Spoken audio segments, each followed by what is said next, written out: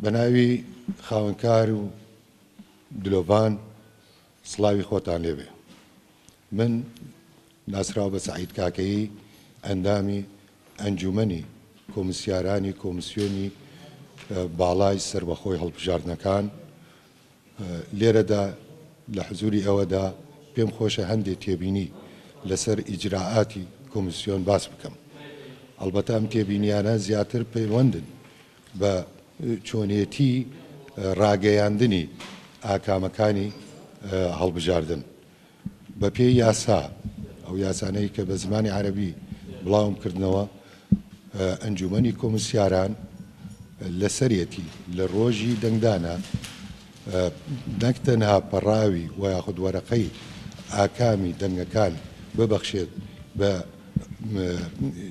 چاودێر و یاخود بریکاری لایەنە سیاسیەکان، بەڵکو دەبوایە وەکو یاساکە دەڵێت دەبوایە هاوتا لەگەل ئەوە وێنەی پەڕاوی دەنگەکان بە شێوەیەکی ئەلکترۆنی ببەخشێت بە بریکاری لایەنە سیاسیەکان و لە هەمان کاتیشدا ئاکامەکان دوای ئەوە ڕاگەیەنێت. بەڵام ئەوەی جێداخە ئەوە نەکراوە. تا ئێستا هیچ بریکارێکی سیاسی وێنەی دەنگەکانی وەرنەگرتووە.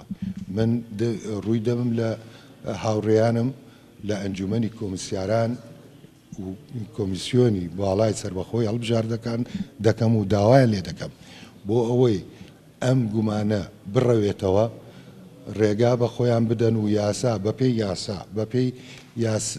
بەپێی یاسای ژمارە 11 ڕێگا بدرێت بەلایەنەکان بۆ ئەوەی شەک نەمێنێت، گومان نەمێنێت، بە ڕێژەیەکی تایبەت سنووردار سنووقی دەنگدانەکان بکرێتەوە بۆ ئەوەی دڵنیابوون ببەخشین بە هاوڵاتیان کە بە هیچ شێوەیەک دەستکاری دەنگەکانیان نەکراوە و دەستکاری ئاکامەکانیان نەکراوە.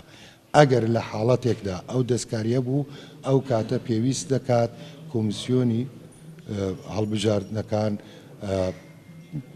ڕێکاری تر بگرنە بەر. هەر بۆیە لایەنی 6 لایەنی سیاسی لە هەرێمی کوردستان لە 13 مانگە سکاڵایەکیان بەرز کردوێتەوە. جێدا ئەو سکاڵایە هەتا ئەمڕۆ ئەنجومەنی کۆمسیاران وەڵامی نەداوەتەوە. بە هەمان شێوە لە هەمان ڕۆژە سکاڵایەک لە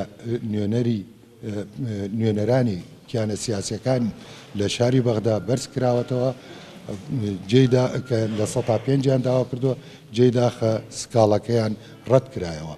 ئەمەش دژی یاسای ژمارە 11 مادەکانی